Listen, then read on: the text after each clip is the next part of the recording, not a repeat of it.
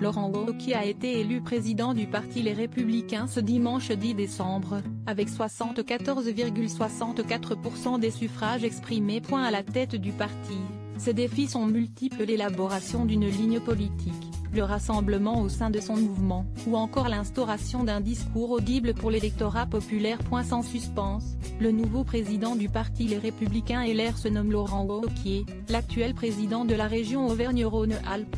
Jusqu'alors vice-président de LR, l'homme a plusieurs défis à relever pour reconstruire sa formation divisée, puis défaite à la présidentielle et aux législatives.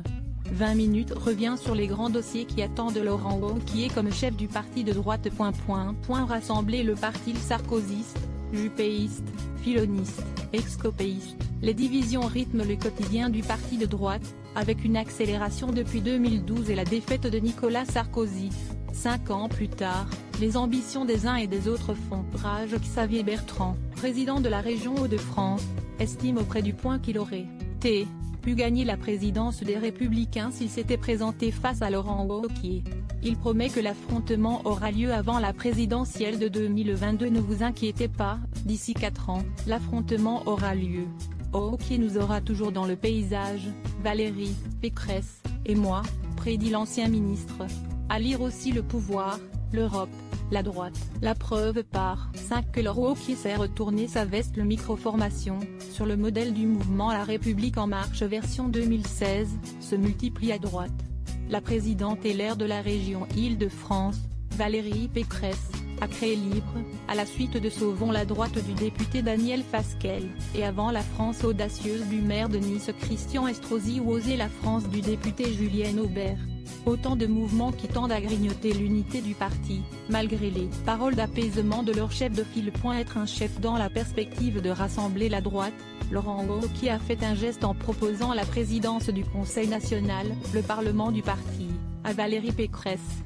Réunir le parti et en être le chef représente le défi le plus urgent à régler, car il y a un risque de scission, juge le politologue Eddy Fougier.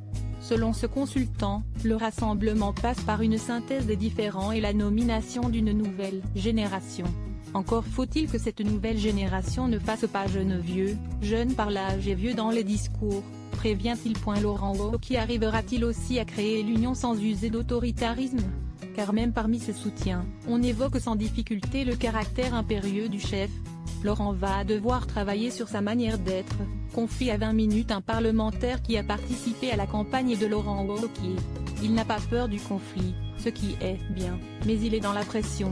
Les clés de bras par SMS la nuit, ça passe moyen, glisse cet élu. Arracher la position de chef d'opposition. Autre défi majeur, celui de l'incarnation comme chef de l'opposition face au président Emmanuel Macron. Face à Jean-Luc Mélenchon, premier opposant autoproclamé à Macron, et Marine Le Pen, qui, même en difficulté, reste une voix d'opposition, Laurent Wauquiez va devoir rapidement trouver sa place pour prendre le rôle de premier opposant au pouvoir. Détaille le politologue Eddy Fougier. Reste à trouver les dossiers à porter, quand les mesures économiques du gouvernement sont saluées à droite. Redéfinir la ligne du parti. Laurent Wauquiez, qui a fait une campagne à droite toute, continuera-t-il sur une ligne proche du Front National, comme l'affirment ses détracteurs ?